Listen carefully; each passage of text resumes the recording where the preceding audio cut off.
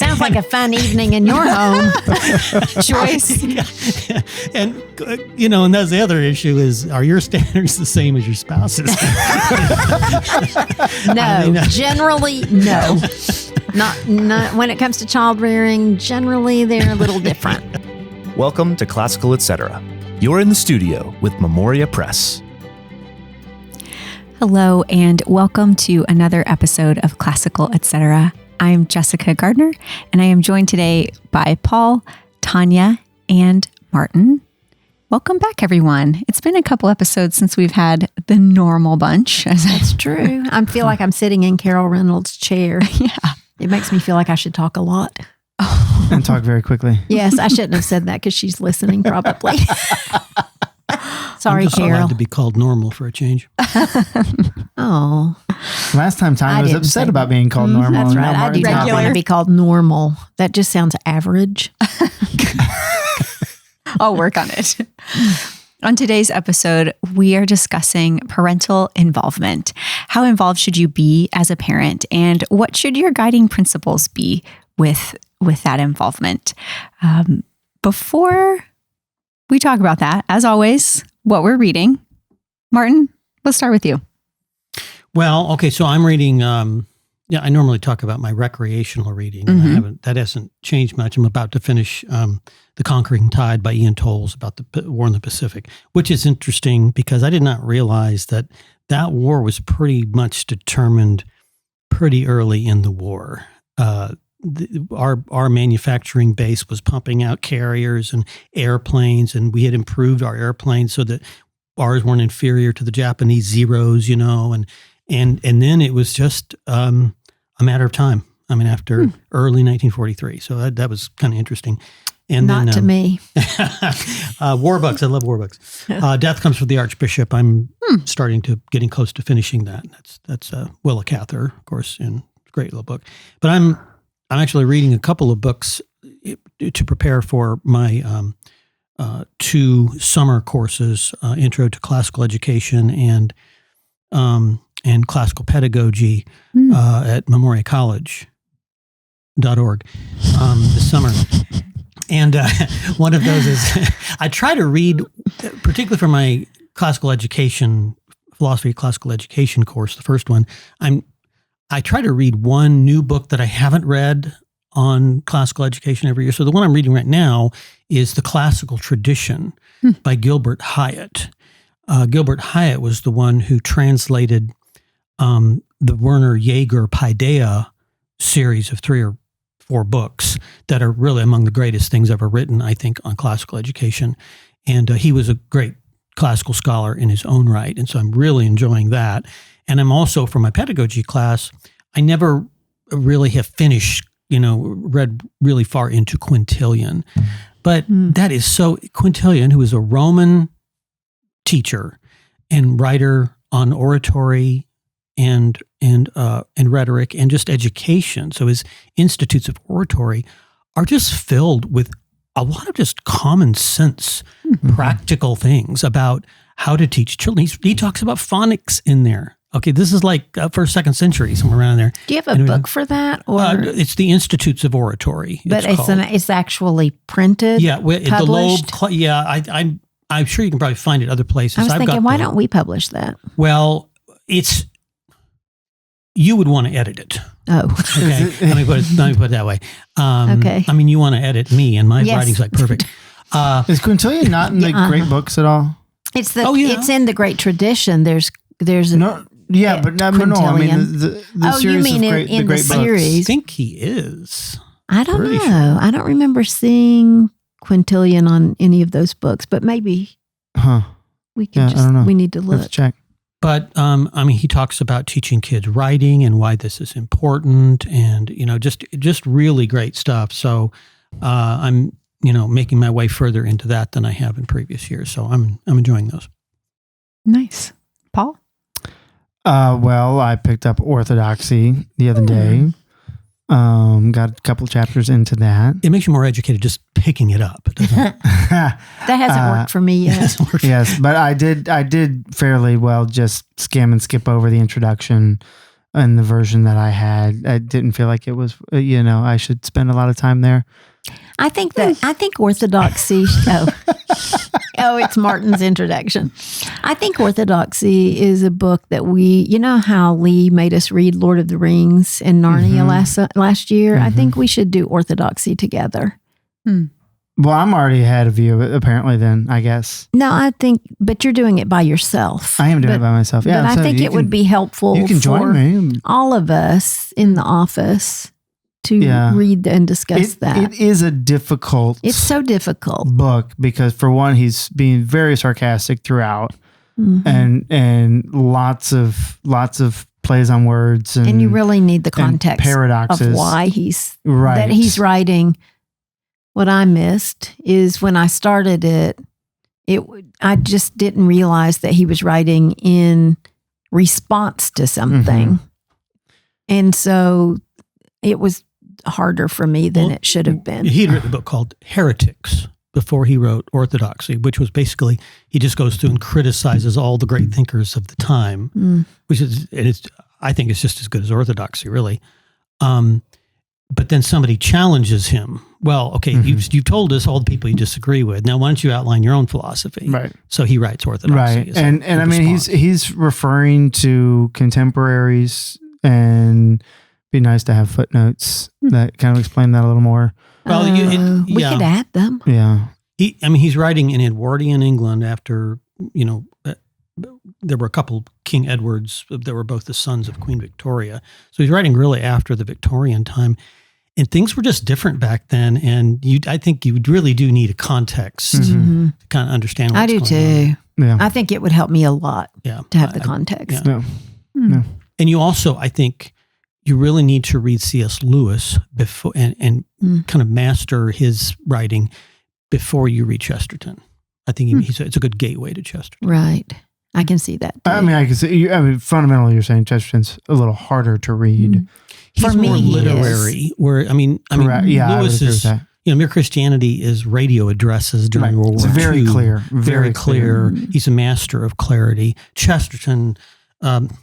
That's a quote by Richard Brookhiser, and he says, Chesterton addresses a crowd or a rally. Lewis addresses you.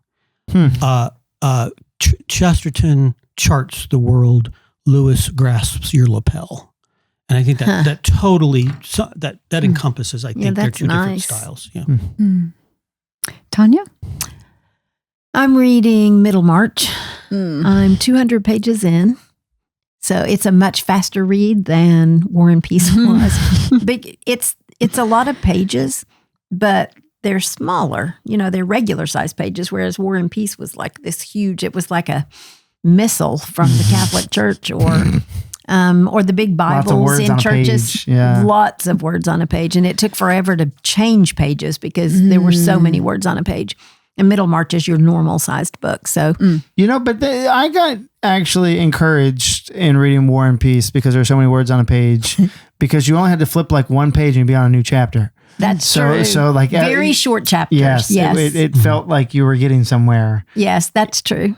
I see that. And I'm also reading Rallying the Really Human Things by Vegan Gregorian because we are getting ready to publish it, which I understand we want done before the conference, so we've got to get on it. I need to start reading that. Yes, you do. Nice. Well, on to today's topic, the role of parents in classical education. And Tanya, I want to start with you. If a new homeschooling parent came up to you and said, what am I getting into? How can I prepare to make homeschooling a success? Where would you start to help them estimate what they need to be ready for? That can be very overwhelming, to think. I remember being really overwhelmed by the thought that I would possibly homeschool. And so you all can go because I can talk about this for an hour. I have many, many things to say. No, I'm seeing.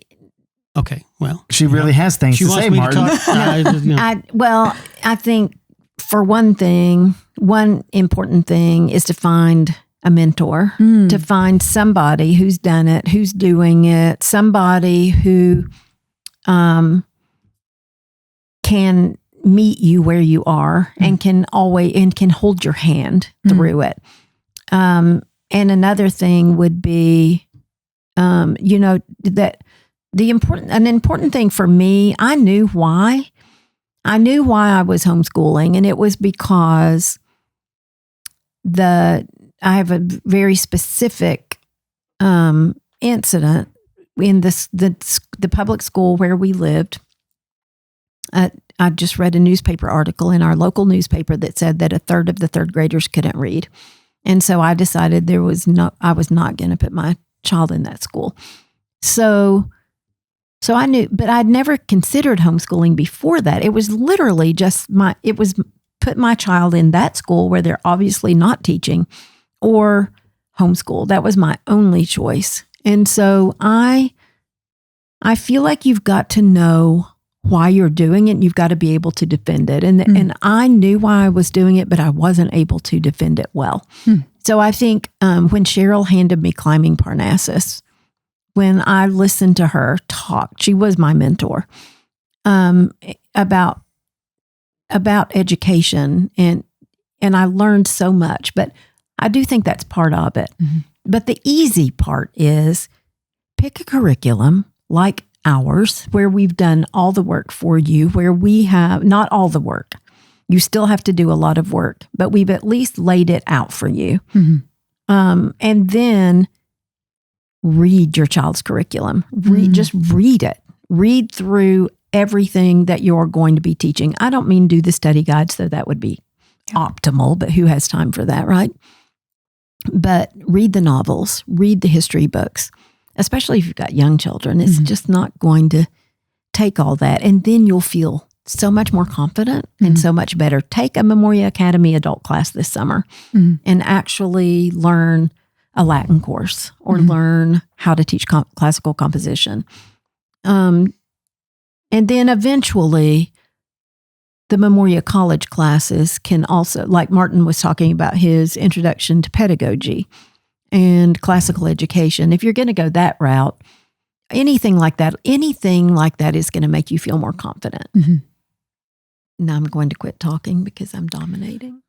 I would, this idea of a home base, a curriculum, a complete curriculum package. I have always said, even before we had our own, that, you have to have home base. You have to have, we didn't have the curricula, the packages, but we had the various pieces of the package they could put together. Now they're put together for you. But if you're a new homeschooler and you have never done it before, and you don't have teaching experience or whatever, you really badly need a home base like that, a packaged curriculum, if you can. Cheryl used to talk about it. When she decided to homeschool, and she found a company that had one package, and it was a way for her to start. I mean, it really is important. I think that's what gave her the model of wanting to do this. That's like we do the same thing for our teachers inside an institutionalized classroom. The first couple of years, they have to teach the curriculum exactly like it is. They have to teach from the study guides. They have to do everything we tell them to do. Basically, you have to earn your stripes, earn the right to start maybe being a little more free with what you're doing in your classroom. Almost like music. You memorize it and then you can embellish. And then that's right. And then you can start improvising. Yes. Yeah. And it's not, and another way to look at it is not so much as earning, but as far as like, you are going to be overwhelmed at the beginning. Like it gives you a solid footing to say, okay, I know if I get this stuff done, at least I know I'm not having holes. I'm not having, until you've done it for a year or two and you're like, okay, I understand what I need to be covering. I understand, what my rhythm is. And so then if I want to do X, Y, or Z, I have a solid footing from which I'm going to make that decision.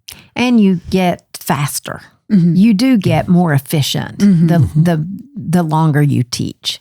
Because it sounds like what you're saying is part of educating your students is educating yourself first. And that doesn't sound like that stops just with third grade and Farmer Boy. You'd also have to be reading Dante with your high schoolers before so that you can interact with it. Right. But it's hard to get all that in, especially if you've got multiple children. It's really I couldn't read it all. I couldn't get it all done. There was no way. And I only had 2 children.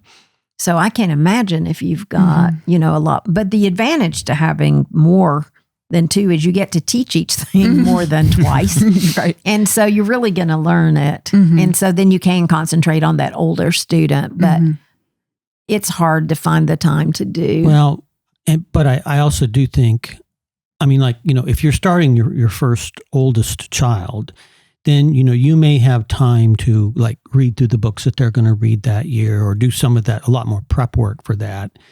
But really you're learning how to teach by doing it in a homeschool. Yes. That's my wife would definitely say that. And, so if you've got that first child, you got the summer to prepare, that's great. Use it for that purpose. And then, you probably will need to do that for your first child again next year when the readings are different. But then the kids coming up, you've already done some of that work. Yeah. Right. So that will help you out.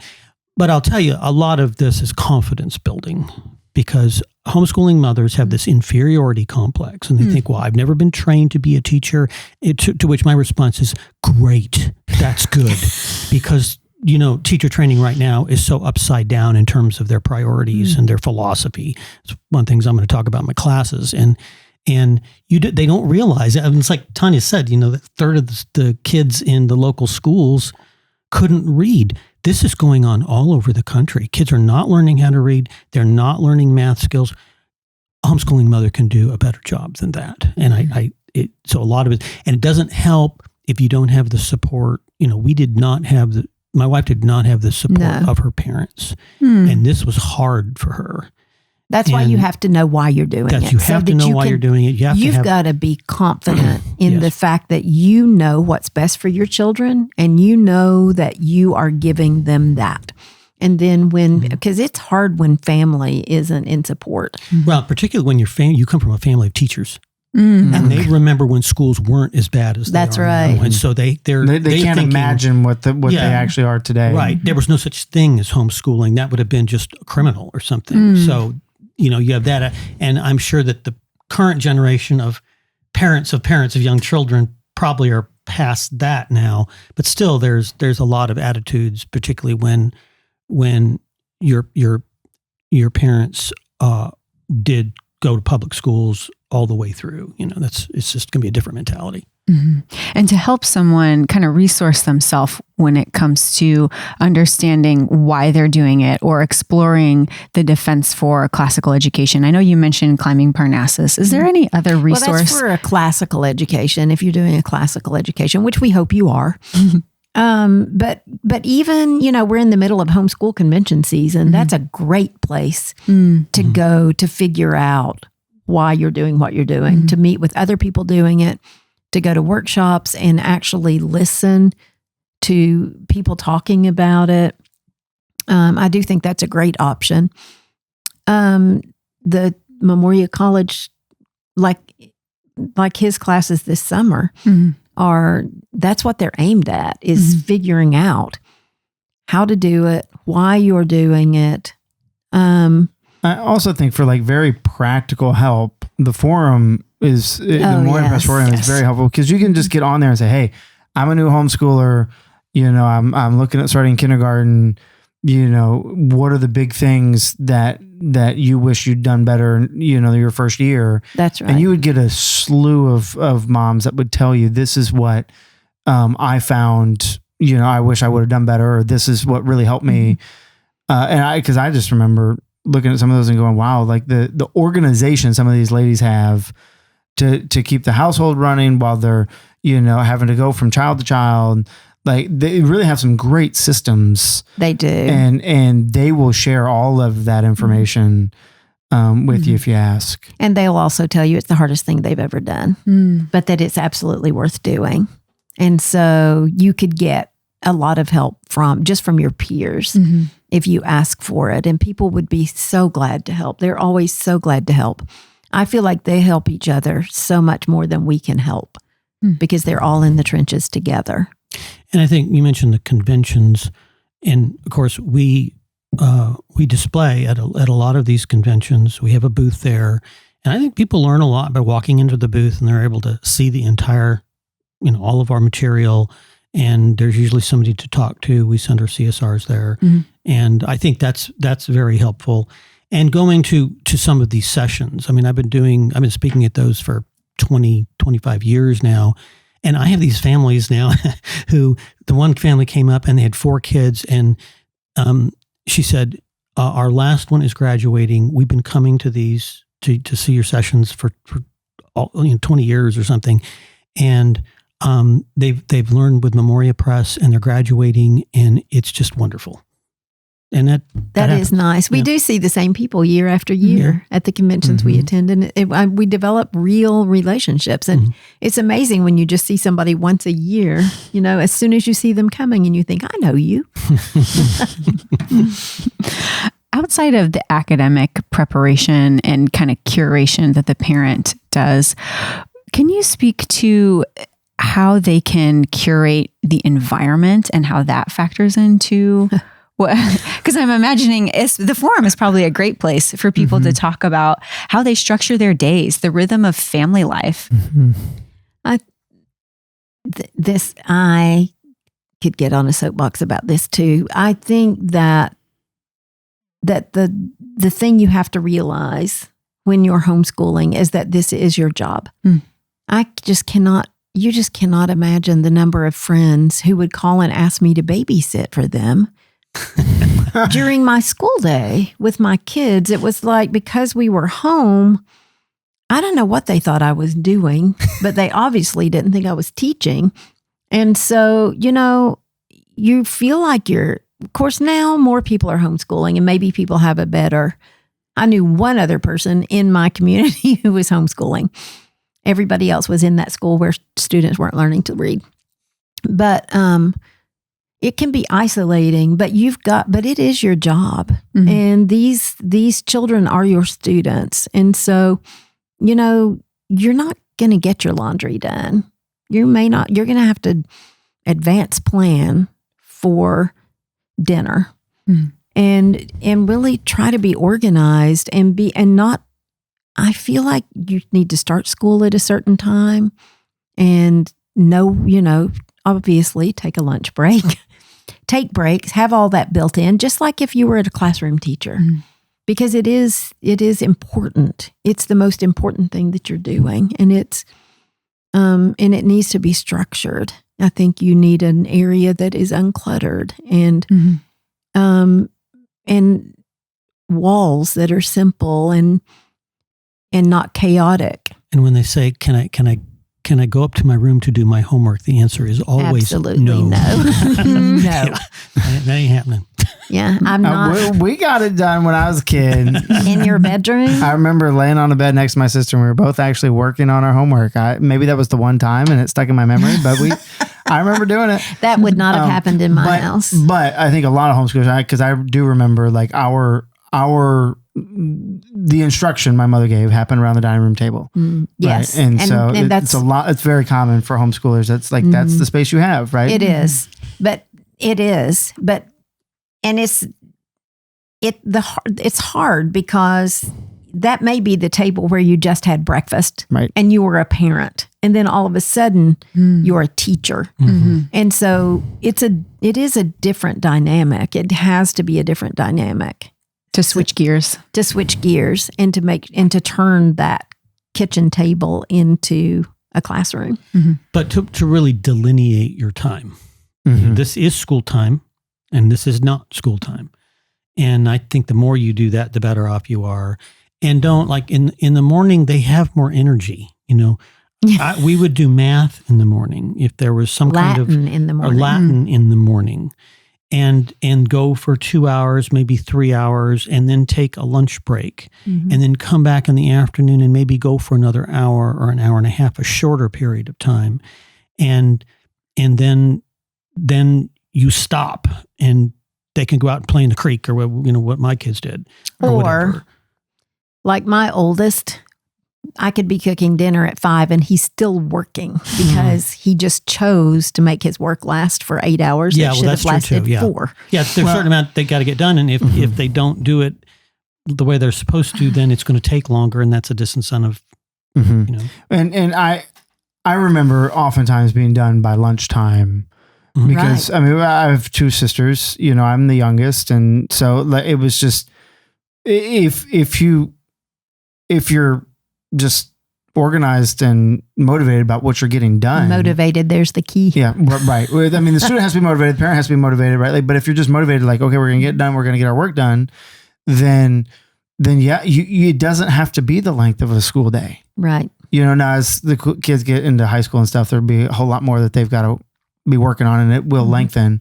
But I was homeschooled through 5th grade, and I mean, I just remember just waiting on my neighbor to come home from school to have somebody to play with, and I'm like, why is it 4 o'clock and he's still not home? Well, and this is the dirty little secret with a lot of schools is that very little of the time is actually academic time. I mean, I've seen some scary figures in regard to that. Now, that's not true here at Highlands. I mean, we really use our time well. It's very organized. It's very orderly.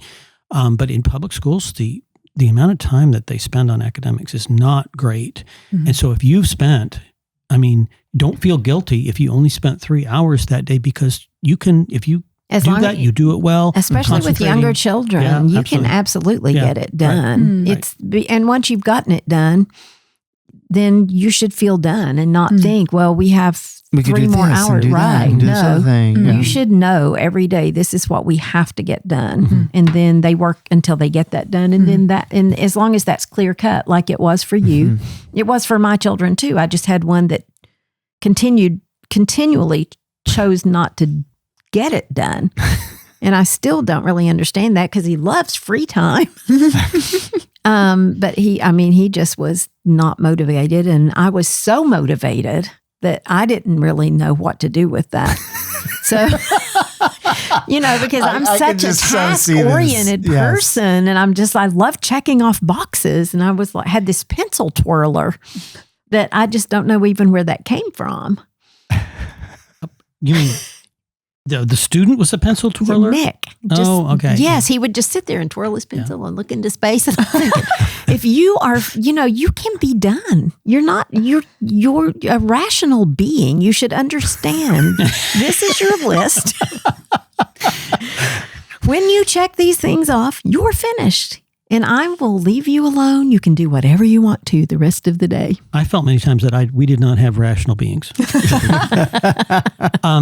Yeah, and I think that also the breaks and the frequency of breaks. And again, you need to have them more as the day goes on because they're getting tireder.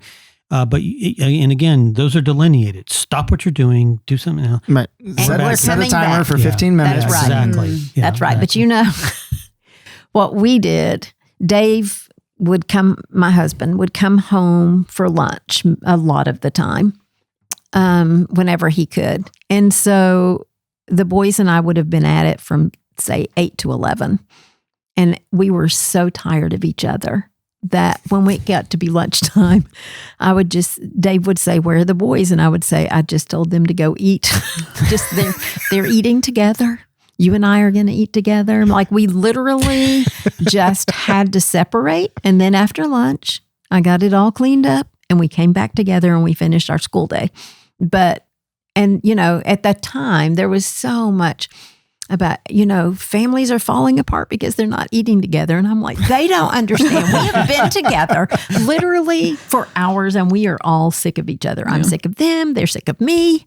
And so we all needed a break. And then we did much better. But we literally did not eat lunch together. Yeah. But finding those rhythms of like what works for your family, I think is very important. Yes. I mean, the thing that is coming to my mind is just with these 2 girls we have in our home, getting them to change from pajamas to clothes for school, right? They're not being homeschooled. They're going to the local school. But that was such a battle every morning. I mean, they're 5 and 7 and I don't want to change, I don't like those clothes, And so we ended up going on vacation and they stayed with another family for a week, and they came back and the family was like, oh yeah, we do up clothes at night. And I was like, what are up clothes? And up clothes are the clothes you wear when you get up. But instead of wearing pajamas, like you're 5 years old, you can sleep in that dress. Like you could, you can sleep in that, those pants and that shirt.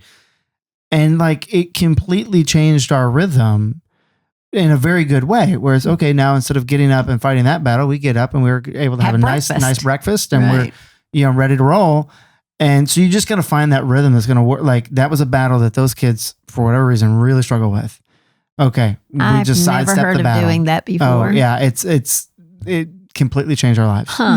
But you got to find that rhythm, right? That's and right. Like I remember when I was a kid, we have to get up, we change. Mom often because she tried to take us to daily mass because it was a way, I think, to get us out of the house and get us going. That is a good way to keep your schedule. Mm-hmm. And so you just got to find whatever that's going to be and do that. Yeah. Yeah. Is it possible to be over-involved as a parent? I think. Are you saying Martin? Yes? Are you saying yes? Yes. Well, I mean, it on the stuff we've just been talking about, no. But I mean, because what your question makes me think about, it may not be what you're asking about, is just this management of your child's entire life and exactly what sport they're going to play and all this stuff. And then you're going to go to every single soccer game, and they're going to college and getting a scholarship, which they never get, and all this kind of stuff. And I don't know where I was reading this. We were talking about just free play when kids were able to go out and do our boys would disappear. There's a creek that ran through the backyard, a fairly large creek. They would disappear. We wouldn't see them for half a day. We did not worry about them. It's a wonder they didn't drown. Well, see, I mean, that's the attitude. If you go back just another generation, when I was growing up, we lived like 3 miles from the beach. I'd get on my bicycle and ride to the beach, and my mother didn't worry about me. No, Dave's mom, and they would go camping for days. She wouldn't see them for days in the summer. Oh yeah. And so I think that our expectations have completely changed in that regard. And now we're these helicopter parents who dictate every minute of our child's lives. And I have seen the consequences of this, and it's not good. Maybe a free range is not the way to do it either. That's the other extreme. But we've got to find a balance between just neglecting our children and over managing every aspect of their lives. And I think that also, like, the development of the child also goes into that, right? Like when the child's getting older, how many more choices are you allowing them to make? Right? Like you also have to think about, what is the age of this child? What should this child be allowed to choose, and what should they not be allowed to choose? And you do have a place as a parent to tell your child, you have to read Dante, like you're in high school, you don't get a choice, right? But at the same time, it's okay if the child says, look, I want to maybe spend more time reading Dante in the fall, so that way in the spring I can dedicate more time to something else, right? Like where they may be able to shift how this is happening, right? And so you just have to like work through with your child, like where you start to give them some choices, but you have the essentials that they can't. One night I'm sitting there at the dinner table. It's after dinner, the dishes are cleared away, and I could tell there was something on my wife's mind, and she says, "Dear, do you realize that the boys were swinging on a tire swing over the Kentucky River last Saturday night?" And I said, "No, I didn't realize that." And then I went on to what I was doing. "Are you not upset that they were swinging on the rope swing?" I just said, "Dear, this is what they do." Oh man, sounds like fun. Sounds like a fun evening in your home. Choice. And and that's the other issue is, are your standards the same as your spouse's? No, generally no. Not when it comes to child rearing. Generally, they're a little different. But I do think too that a lot of times for homeschool parents, they're not involved enough. I totally agree with you, but also I think there's this feeling, and I had it when my children got old, like 5th grade, 6th grade. I was thinking, okay, you should be independent now. I should be done. And that's not true. That's not how it. Did not work for me. And it's a false idea because you still are their teacher. And at home, it's different in the classroom. If you're preparing, if I said, like when my kids were in a classical studies class, and I could say, so have you read that book in the Iliad you were supposed to read? But if I'm the homeschool parent, I need to be somebody's got to be talking to them about their schoolwork and what they've done. Even if you don't have time to read it, you should at least have the teacher guide and generate some kind of conversation, because it's not fair for them not to be able to talk about what they've read. That expression is a huge part of learning, right? It is. For them to be able to say, this is what I've learned. As a homeschooler, you're taking that on.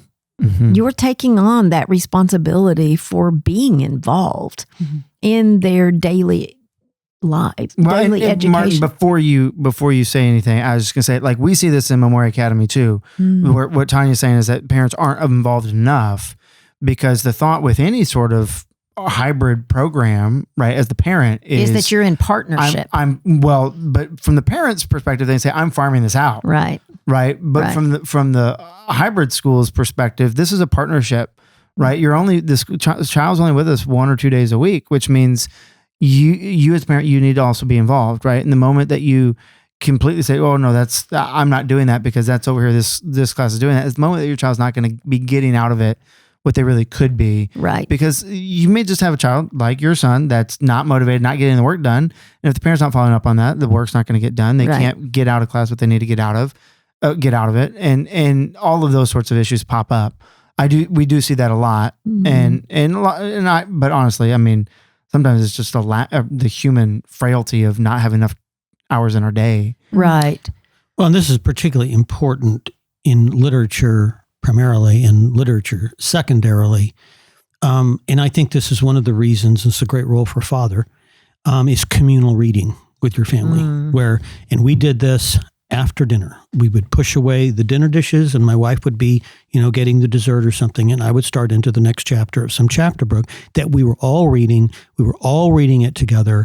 And what that does, and I see it with my grandkids now too, is it creates this these metaphors that get into conversations that you're giving, and some child will say, well, that's just like so-and-so in that story and that sort of thing. And I think if you can, and that's totally natural. It's just, you're doing this thing together, you're reading it together, and it just makes its way into your mind and into your consciousness. And I mean, they were reading, my grandkids were reading The Wind in the Willows. And so everything became about the wind. This was the controlling metaphor in the family. And there's been false charges about my driving. So I get deemed Mr. Toad, my grandkids, you're Mr. Toad, and this sort of thing. But that's where I think you need to get in all this, particularly with the literature. So that it's because the literature books, imaginative fiction, are systems of meaning. And the fact that it relates to something in a story gives it even greater meaning than it had just the thing without being able to think of it in another context. Martin, can I ask, what age did you start doing that around the dining room table? Well, because this is the issue, because probably when they were very young, maybe when the oldest was 5 or 6. Okay. And so what you had to do, because some books would be too old for the younger kids, and some would be too young for the older kids. Although, if it's a classic, it doesn't matter. Right. That's the thing. I mean, you could read, my 16-year-old son, we read till they left home, and then I read to my wife after they left.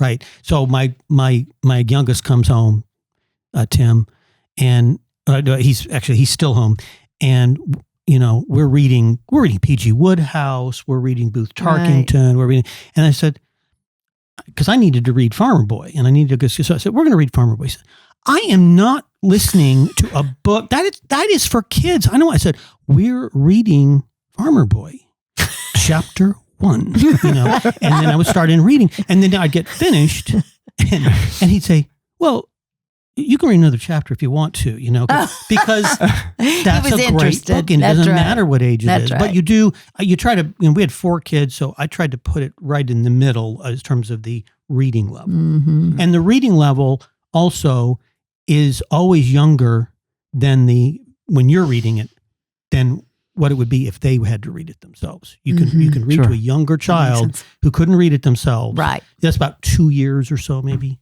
I think, but that communal reading was extremely important in our family. My wife would say that is one of the best things we did in homeschooling. Yeah.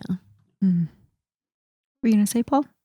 Nothing. I was curious when he was doing this because we have a little bit of work to do. Yeah. No, well, start it becomes, at first it may not be easy, and they may not want to pay attention or whatever, but then it becomes a ritual. Right. And it's like, well, why aren't we reading? Right. If you don't do it. Right. It's just habit. So much education is habit formation. Mm-hmm. And that's just another habit you need to form, is listening at the time when everybody listens. Yeah.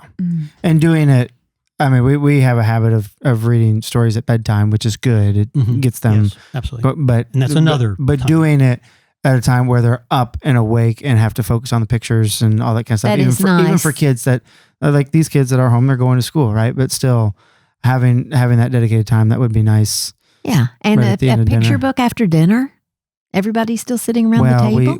We had a lot of work to do just to get them to sit at the table. Yeah. Right. Now we're sitting at the table, so maybe we might be able to up it. Now it's just, a picture book might help. It might. We'll see. You can report back. We have some great read alouds I can suggest. Yes. Yeah. And our books that we use in our curriculum, those 4 or 5 books we do every year in our literature program, those are perfect for this kind of thing. And even if they're studying them, to hear them is a different experience for them. That's right. Yeah, and if you've read it to them a couple of years before they get to it, yes, then they get to dive into it when they dig through it carefully. Yeah. That's right. That's great. That's a great note to end on. Thinking about reading around the dinner table as your parental involvement. It's not just during the day at wherever your classroom is at home. It can be anywhere. That's great. Well, thanks for joining us today. You can find those read aloud books or any of our sets at memoriapress.com. We'll see you next time. Thanks for joining us today on Classical Etc. by Memoria Press. If you like what you heard, please like, subscribe, or share this episode or comment. We love to hear your questions and your comments. If you want to learn more about Memoria Press, please go to memoriapress.com. This has been Classical Etc. We're so glad you joined us, and we'll see you next time.